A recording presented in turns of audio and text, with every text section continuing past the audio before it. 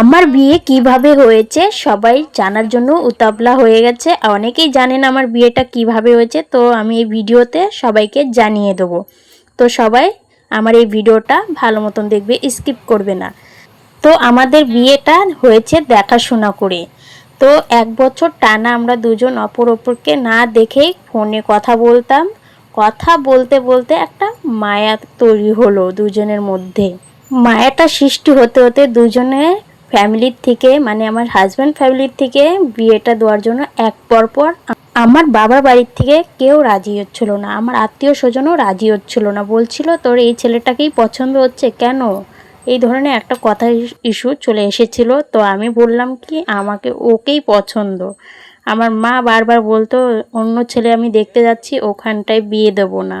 তো আমি বলতাম তোমার যেখানেই দেখছো না কেন তোমার ওগুলো পয়সা বেকার যাবে, আর আমার কোথাও মন লাগবে না, আমি ওই জায়গাটাতেই বিয়ে করব, আমার ওই ছেলেকেই পছন্দ।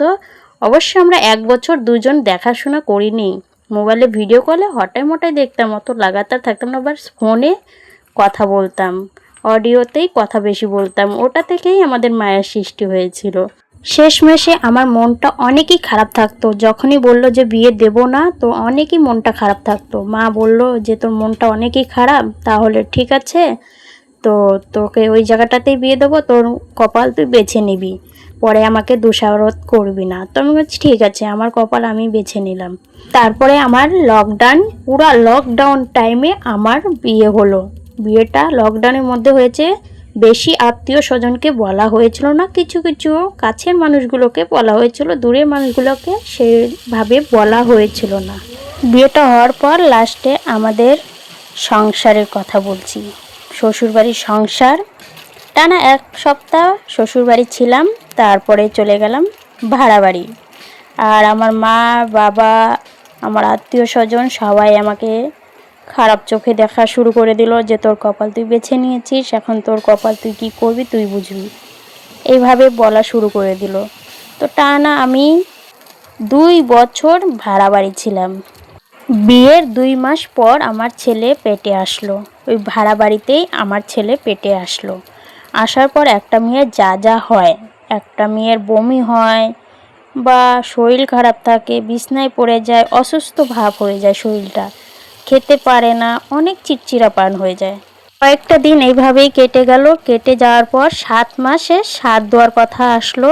তো সাধের টাইমে আমার মা এসে আমাকে সাধ দিয়ে মায়ের বাড়ি একদম নিয়ে গেল, কারণ আমি একদম মানে কাজ কাম সেরকম করতে পারছিলাম না সংসারে। করলেও আমি মানে একটু করে করতাম, বমি চলে আসতো বেশি, মানে খেতে মেতে পারতাম না, খেলেও বমি ঠুমি চলে আসতো, ভালো লাগতো না শরীরটার মধ্যে, মানে একটু রেস্টের দরকার ছিল। আর রেস্ট নেওয়ার টাইমে আমার মা বাবা সেরকম আমার পাশে ছিল না, বাইরে ছিল। আর আমিও মানে আমার যতটুকু মানে মধ্যম বয়স থেকেই আমিও বাইরে ছিলাম মা বাবার কাছেই। আমার যখন বিয়ে ঠিক হয় তখনও আমি বাইরে ছিলাম। এইভাবে কয় মাস কেটে গেল।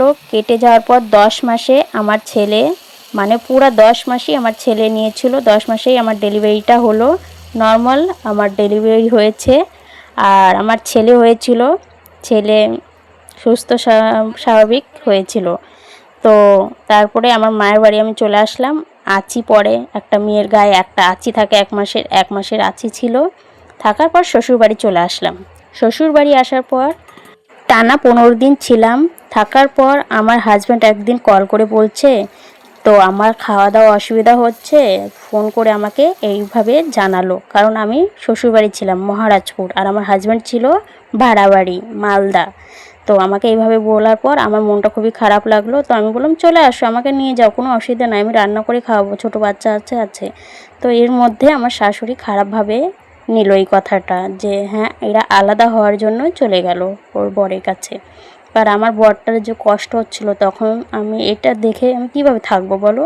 আর বিয়ে হয়েছি একের অপরকে সঙ্গী হয়ে থাকার জন্য, আলাদা থাকার জন্য না। একসাথে থাকবো তাহলেই তো মায়াটা বাড়বে বলো। আর একসাথে থাকার নিয়ম, বিয়ে হলেই স্বামী স্ত্রী একসাথে থাকো, অনেক বেটার।